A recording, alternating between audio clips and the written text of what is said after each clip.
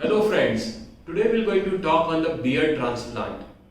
हम आज बात करेंगे how to get the best results of a beard transplant.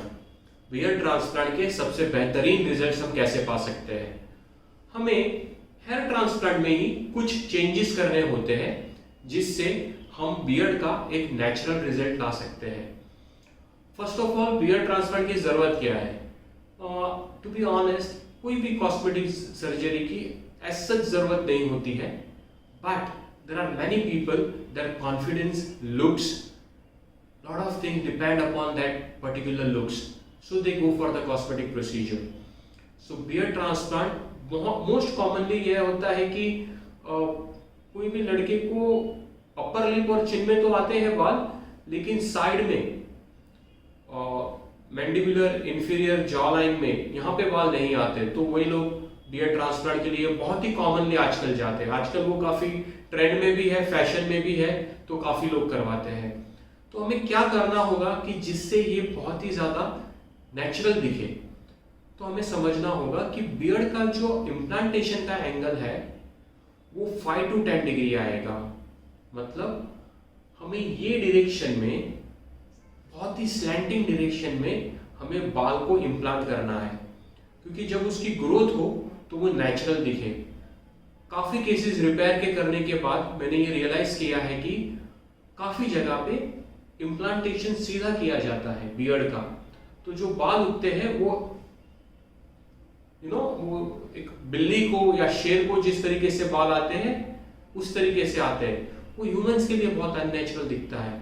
तो it is very important that you maintain the slanting angle.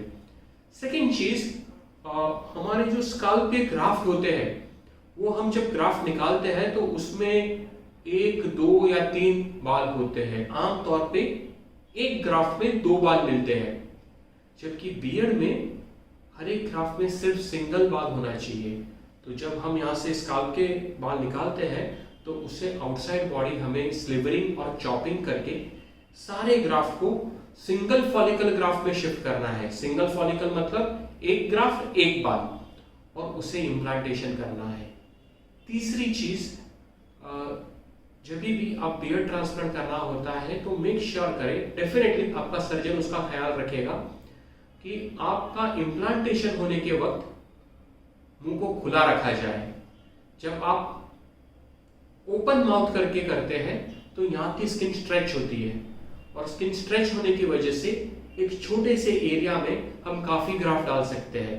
उसकी वजह से आपको एक बेहतरीन डेंसिटी मिल सकती है।